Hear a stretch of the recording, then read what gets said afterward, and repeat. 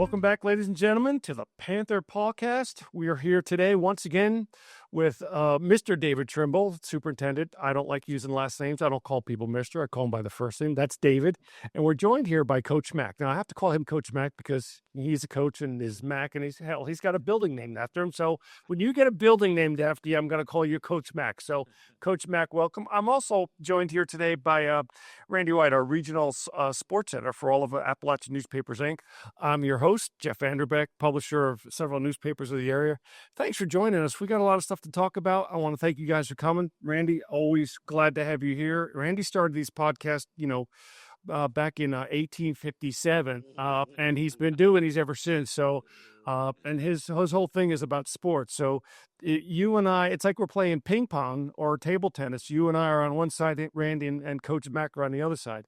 So we want to talk a little bit about what's going on there. And for today, if you've noticed, I brought the Panther out for today. So Corey, our editor, if you can look at the Panther he's clawing his way uphill, just like Panthers always do. So I just wanted to, I don't know where it came from. It probably was stolen. So if anybody owns that or thinks they own it, just send a check a money order for $25,000 to the News-Express here. We'll figure out how to get it to you.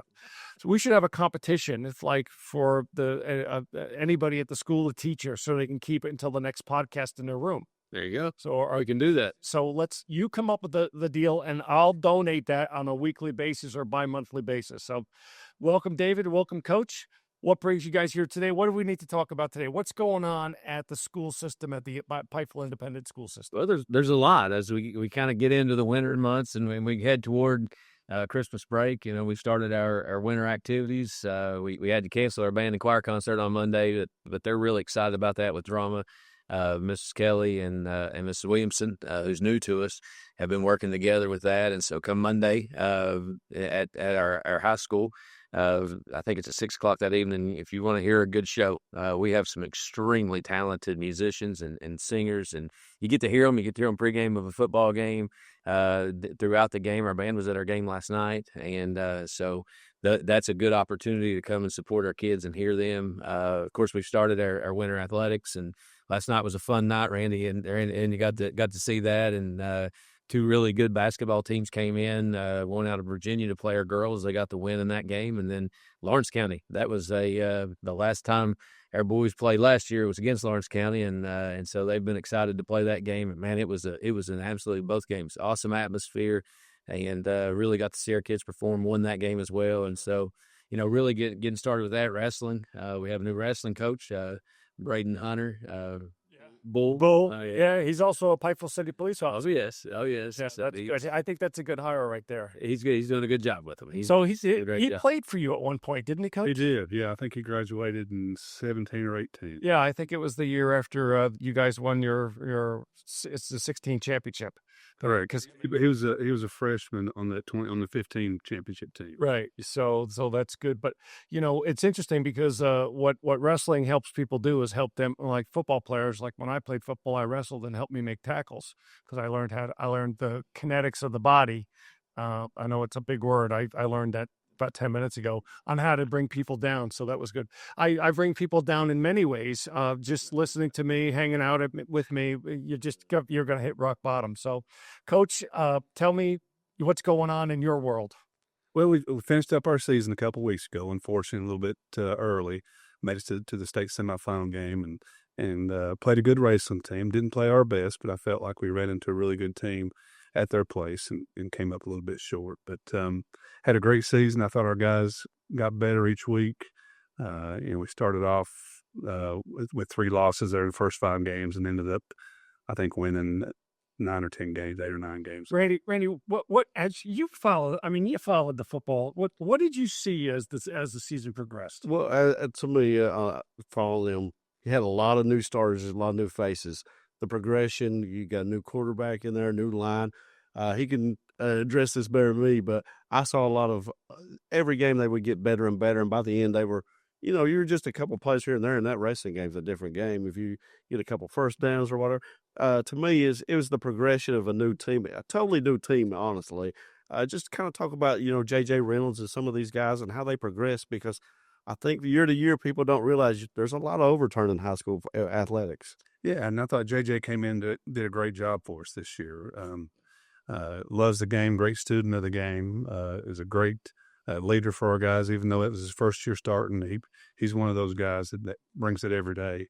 But yeah, we had to start. We were starting 2 freshmen on defense, 1 on offense, and there early we had a couple freshmen in there on the offensive line. But those guys really grew throughout the year, and really proud of them and what they were able to do. We only had 5 seniors this year, so majority of those guys coming back, and we look forward to getting in the off season, getting in the weight room, and preparing for next year. One of the things that I think is very interesting, and Randy and I talk about this all the time. You come out of the starting gate at the football season day one, and you might as well just get the Philadelphia Eagles in there to play. You pick the hardest teams to play up front. You get your teeth kicked in. You get beat up. You get banged up, and you have told me, listen, it's football. Toughen up. This is what it is. We're just preparing for the end of the season. And what's your philosophy on that? And how have you been able to maintain that by getting these great teams to play early in the year so that your kids, and what do your kids say? I mean, they're getting like the snot knocked out of them the first couple of games. Like this year, you started out with a couple losses, but I mean, you guys played well, and you got beat up, and I mean, you grew. It's baptism by fire. Now here I go preaching again, but so what's your? I mean, how does that work for you? Well, I think it's important for those guys to in those non-district games. You want to try to find really good teams, and one of the reasons we want to do is we want our guys to compete against some of the best in the state, and we feel like too that you play really good teams that are going to expose some weaknesses, and if you can get those exposed early in the season, then that gives you something to work on towards the end of the year, and I think we did get better throughout the year by learning a few things from some of those early losses. But in Class A football, the one thing you worry about is injuries against those bigger teams, and we had a couple of those this year, not as many as we had last year, but we want our guys competing with the best in the state, and we think we won't do anything but learn from it. Well, it's interesting because on Fridays, if you sit in this office here, Friday afternoons, Randy and Corey and Adam Mahan are one of our other reporters, and even Bobby Gilliam and Rick and even Russ Cassidy, who he loves football, but they sit there and talk about these games and what they're doing, and it's like a whole big kibosh. What's going on? Who's going to win? What are they doing? And Randy writes his previews, and I look at that. I'm like, Randy, no, you got it all wrong. And sure enough, he's spot on. So that's a good thing. We talk about athletics.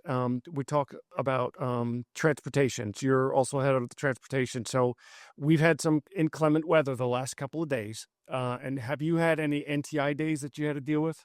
We haven't done any. Currently, we've had a couple of days we missed for weather. One we missed because we had a power pole catch on fire, and then those have all been cancellations. We build a little bit of time in our schedule that we can still work with. We avoid NTI days most of the time. Usually, I think 2 days a year is what we've averaged in the 6 years I've been here. And usually those are Martin Luther King week. We've missed the week of Martin Luther King week almost every year I've been here. This is early though. December's early. We talk about that at 5 o'clock in the morning quite often. I was going to say when the weather forecast comes through, or you and Coach Mack and Mrs. Coach Mack is probably aggravated because she's getting phone calls at 4 o'clock in the morning, and you're talking about the weather. It's not snowing yet. So, who makes the ultimate call? Because Coach Mack is ultimately responsible for the safety of all the buses, correct? Mac is he's a great advisor. Coach Mack. He's got a building name there. Oh, no. It's Coach Mack. See, you got to let me finish the sentence. I mean, ultimately that decision falls to me. But I have, and I would say this about everything I've worked with him. He's such a steady hand. He has such a knowledge of the community, whether it's the layout and the weather, or whether it's just the people within it. And so I value that phone call in the morning at 5. We pass each other on the road sometimes. He used to ride with me. I don't think he trusts me anymore. So now he drives, I drive. We cover different areas by doing that, but we pass a lot on the road out looking around, and I very much value his input on those decisions. And then ultimately I get the pleasure of making that call. And we've really, people have all kinds of philosophies on it. And I know. and I've heard that over the years, how it's changed and all that. Our thing is we can always make up a day of school, but you can't fix a bad mistake on a bad weather day if something goes wrong. And so we're not going to be perfect. And really, Tuesday was a day that we struggled with a little bit. I maybe me more than him, because he knew we got it right. I just worried about it along the way. But it snowed all day. We got really worried about it, and thankfully he kind of hung by our side there. And the two of us, we spent a lot of time driving and trying to make decisions. And 2:40 it cleared up, and we got everybody home safely. But those are I know Coach Mack, and like Randy knows Coach Mack, if there's a kid that needs to be taken home, Coach Mack will carry that person on his back and take it to wherever they live. And speaking of sports, I mean, a lot of it, we get criticized a lot, or the region gets criticized a lot, because sometimes there'll be the county may not have a school, but we can have a basketball game that night. So as the safety director of school and transportation, how do you feel, or what kind of decisions are you thinking, or what goes through your mind, so that when Randy goes out to the games there, or calls and says, "Hey, are we still on?" Yeah, and you may be able to expand upon this a little bit more, but what kind of things go into whether it's important to play that game tonight, even though school got called off? Well, and we had this Tuesday. We had 2 away games scheduled that evening, and we just felt like, with the forecast getting worse and temperatures dropping, that it was not a good idea for us to have buses on the road. And he talks about who makes the calls. He makes the calls, and you think I make tough calls on 4th and 1, 4th and 3. This guy's making a lot of tough decisions that impact a lot of people, and so I know he takes it very seriously, and our people are appreciative. But so I think overall you take the safety of your people and everybody involved in the mind, and then you decide whether or not you want to have that game or not. We can always reschedule the game that we were supposed to go to Monday night. They're playing it tonight. Our girls are on the way to Prestonsburg now, so we can always reschedule those games. We just want to do what we feel is the best to get everybody here safely, enjoy it, and then get home safely. Exactly, that's right. And we, a lot of student drivers, you have to take that into effect. And well, thank God for Jamie Kidd doing his thing with the trainers. So trains in the snow too. He does, and he don't care to tell you about it. I mean, you got to drive in the snow. I mean, Randy drives in the snow. He goes all over the eastern part of the state here. It's sometimes even worse. And we run between 35 and 40% non-residents any year in our district, and so that is something that we really try to talk about and discuss. We can't make decisions based on Letcher County and Floyd County, but we do have to take into account that we have both that number of students plus a good portion of our faculty and staff who drive in from other areas. And so sometimes we'll go on an hour delay just to give daylight, to make sure, and really on Tuesday morning we were able to go. We went on the delay. It was kind of, we could have probably gone either way, but we felt like we wanted to give a little extra daylight, and most of those times that's for our student drivers. Sure. And we have a lot of new, and of course now that you can get your driver's license when you're 15. Why don't we just give it to them at birth? As soon as they come out of the give them a driver's license, so driving, see, because that's what we're going to. So they got a lot of young drivers, and so we want to be careful with that. We want our staff to be safe. I mean, ultimately, it doesn't do us any good to get somebody hurt forcing in a day, because we're going to make that day up. I mean, that's the conversation I have with people sometimes when they're like, "I can't believe you're canceling school." Well, we're going to go to school. It's just not today, Exactly. And we can make that day. But I do think that's our focus, and that's the conversation we have a whole lot. Is we'll be having it again. I know we'll be recorded, but we'll be having soon in the morning. I was going to say in the next 24 hours. So yeah, so tomorrow morning we'll be driving around making the same decision. But we try to make the right decision and try to get our kids in school when we can. But and then back to the NTI days, that's something we look at. I think we do a really good job with them. That was something that really in this district, the first time there was a lot of experience with online learning during COVID, and it's not an in-school day. It's not the equivalent. We can't make the equivalent to it. But you also have to realize that at the college level now, a lot of our kids are taking classes that are that are online. And so, there's the experience of online learning platforms and doing some work at your own pace that our kids do get from it. So I'm not necessarily opposed to doing it a few times a year, but it's not going to be our go-to if we don't have to. So speaking of classroom, and last time we were here, we talked about the test scores and how well you guys did, and that's all great from your perspective. Coach Mack he's in the fields, he's in the trenches, he's on the offensive line, he's moving the big line, and he hears the stuff going on in the hallways. Coach, and you may have told Randy a couple things about what's the environment like now that those test scores came out and the students are, you guys got like a gold shiny star, and you got the bullseye in your back, not only athletically, but now it's academically the bullseye. What's going on in the hallways? What are the kids talking about at school that we may not be privy to?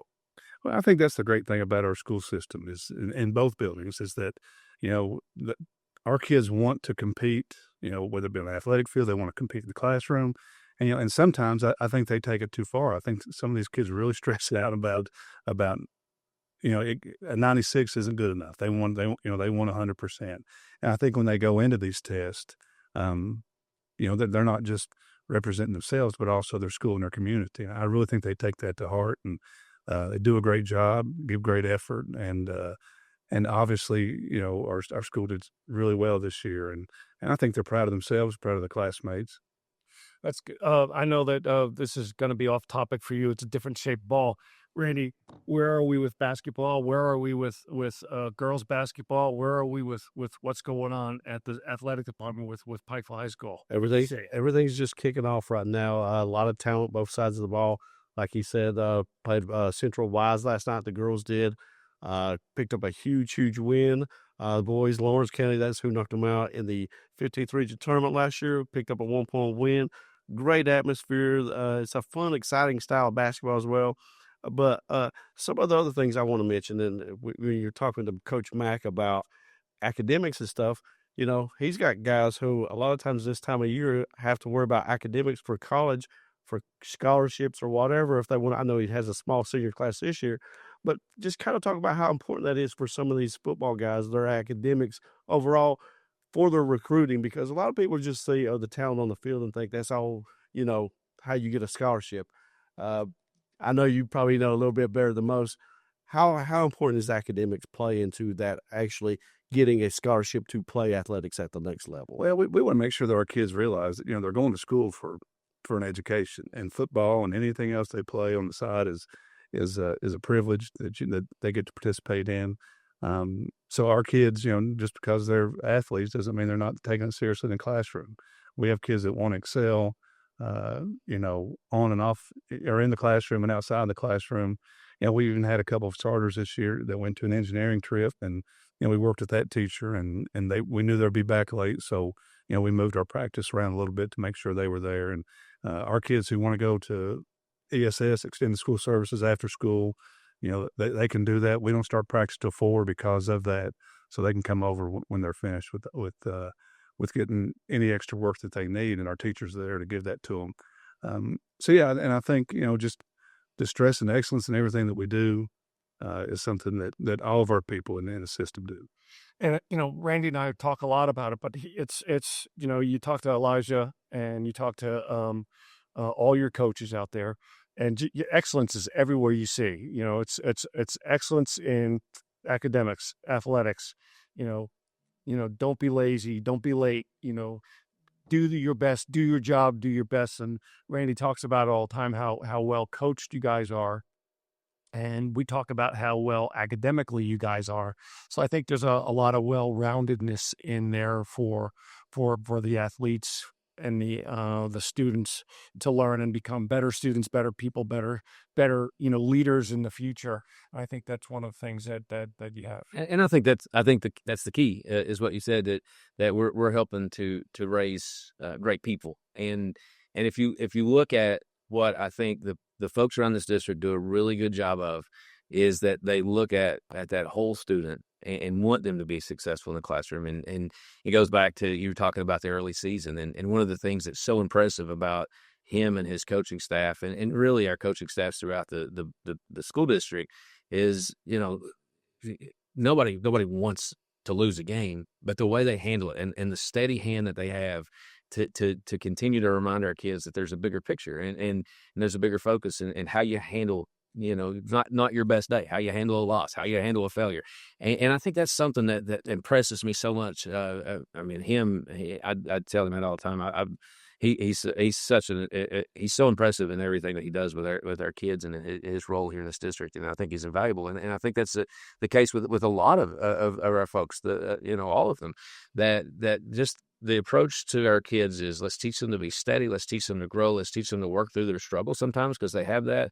And ultimately that helps them to be successful and helps them to find what that success looks like. And so, I think that is maybe one of the keys of helping our kids be successful in whatever role they play and the things that they do, which is a lot. I mean, we have kids, that are in 4 activities and 3 sports, and they're in the choir or in the band, and because they want to be involved in those things and they want to learn and they want to be successful. But I think, you hit the nail on the head. You're not going to win everything. And, you made the analogy, if you made a bad decision in 4th and 1, you chalk it up for just bad decision. You'll have it. You can't do that over. If you make a bad decision on whether you send in the bus out that week and something happens, God forbid, then that's a bad decision. You can't live with that. So, and I think that what you guys are teaching is that you win like gentlemen or professionals, ladies, and even from the volleyball, soccer, and Randy can probably attest this. And when you lose, you know what? Stuff happens. That's why they made bumper stickers. It happens. You lose. You're not going to win everything. You go off gracefully and you practice for the next game. And I think Randy kind of can elaborate a little bit on that because he's seen that stuff with your teams. What do you see on that perspective? Well, when it comes to Pikeville athletics, we always talk about being a small school. You see a lot of kids playing a lot of different sports. They have to play more multi sports. But here's the thing that a lot of people don't also say. You got guys like Coach Mack who wears different hats. He's been AD over the year, assistant athletic director. So it's not only the kids doing multiple things at small schools, it's also they're learning it from the faculty. They're doing multi things. So I think sometimes that gets overlooked at the school. I think that the kids seeing their coaches, their teachers doing multiple things, I think they see it and they work hard. They know, hey, if they can do it, we can do it. And, if we all work together, we'll get what we want to accomplish. So that's just kind of some of the things I've observed over the years. But I don't think that the teachers and the staff and the coaches get enough attention for doing multiple things and multiple roles.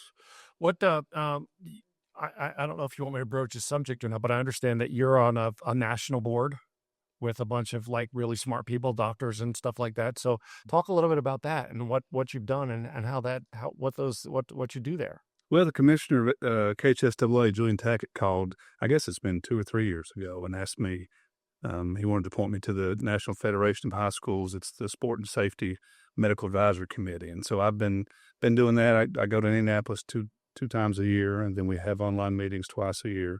But yeah, you're right. Doctors from all over the country who, their number one goal is to make all sports safe, the safest that they can make them for all of our student athletes. And it's been mind-blowing to me to see what some of these people do and the measures they go to implement rules and recommendations that govern our sports. And I've just been tickled to be a part of it. And I'm the representative for the National Coaches Association. And they ask me a question or two here or there, but mainly I sit and just listen. Yeah, and that's got to be a great accolade, a feather in your cap to be able to do that because here we are, like Randy said, small school, 1A school in Little Eastern Kentucky, and you're sitting on a national board about how to make stuff safer. So that's got to be a great thing for you. It is, and I've learned a lot, and I'm able to bring back a lot to the coaches in this area in our state. But I learn something new each time I go, and just really, really a big honor for me to be able to do that. Yeah, I hear all about those trips, so that's good. Well, congratulations to you. Anything else you want to talk about? You want to talk about next year's football team? Well, we'll see. We'll see where we go from here to there. But like I said, we lost 5 seniors, and some good ones too that played a lot for us, did a lot for our program. But, we got the majority of the guys coming back, and we've got a good 8th grade group coming in and had a great season this year. And, we'll just get to work in the weight room and we'll see where we go. And Randy mentioned it earlier about, we kind of start off a little bit slow, but, we've always said that our goal was a 15-game season. And if you're playing that 15th game during the state championship, so we don't want to be the best we can be in mid-August, mid-September. We want to be the best we could be late November, December. So we'll continue to do that and continue to work, and I know that our guys will come out and perform. But something that we talked about earlier is our kids push each other, and we've got a sign in our locker room: iron sharpens iron. And I think that our parents realize that our school district, they want their kids around like-minded individuals, kids who have ambitions outside of our school building. And I think that's what really makes our place special, is that we've got people that have goals, and they're around people who have goals, and they continue to push themselves. And that's why we have so many great people, and a lot of them come back to our area and help out. Just really thankful to be a part of this. Good. Mr. Trimble, anything else you want to wrap up with today? No, we've had a great, I guess, yes. We've had a great first semester, and we're getting ready to start finals. We have a really cool thing we do on the Tuesday before our finals is PJs and preps, and they come in, and we have some local sponsors who provide food, and where teachers come in and they do. It's kind of like a study night that they have in the college classes sometimes, and so that's been a really fun thing. Mr. Allen kind of spearheaded that and brought it with our community schools grant, and so we're excited for that. We got finals coming up next week. I want to wish our cheerleaders good luck. I think that's their only state level competition this week on Saturday, 2:38 or something like that on Saturday. They're competing at in Winchester, so we want to wish them good luck in their state competition. That's another program that for a lot of years. Sure, that's a very, very, very great program. Those cheerleaders do a great job. Yeah, so we wish them good luck, and then and I think don't you have 2 previous cheerleaders who are now cheering at the SEC? 3. Cassidy Slater at Tennessee, Ashley Brown's at Alabama, And her sister is in Ole Miss. at Ole Miss, and then Shanklin is at University of Kentucky. yes, that's right. Full South 4. Yeah. Wow, that great program. Great. We're there. We got 2 former cheerleaders that are coaching their kids down here, and Well, so, it goes back to just what you said. You're educating the kids. Iron sharpens iron. Bring those kids back. Let them come back here. Let them see the great things that we can do for help each other to sharpen our own iron, if you will. So, all right, I'm challenging you to come up with a plan to where the Panther goes next. Follow the Panther, come back here, and then every time we have somebody who can have the Panther, they got to come back and talk about what they did to earn the Panther for each podcast that we do for the Panther Pawcast. if that Panther's stolen, you cannot put a story about it on the front page. Listen, stolen. I know where I'm going. Well, then now it's going in my possession. I better not read about myself having the stolen. It's going to stay right here until you tell me where it goes, and then where it goes is we're going to have like a handcuff to it, kind of like they do, like the president does with the nuclear button thing. So, once again, I want to thank you all for joining me, guys. David Trimble, appreciate you coming by. Excellent job on what you do. Mr. Coach Mac, hope all is well. I hope your new dog Hank is doing very good. I hear he's a sweet little boy. Randy, always great to have you by my side as usual. For 24 years you've been here, making sure that I don't do anything stupid, which is impossible because I always do stupid stuff. But thanks again for joining us. Thanks, ladies and gentlemen, for listening and joining the Pikeville Panther Pawcast once again. Appreciate your time, guys. Thank you. Thanks, guys. Today's Panther Pikeville Pawcast was brought to you by Two Chicks and Company, Pikeville, located 787 Hambley Boulevard, downtown Pikeville. They stock seasonal decor, gifts, clothing, jewelry, and Two Chicks loves to deliver locally for free. They love to deliver to the Pikeville High School and the elementary school. And as always, gift wrapping is complimentary. Find them on Facebook or Instagram at Two Chicks Pikeville, or call them at 606-766-7777.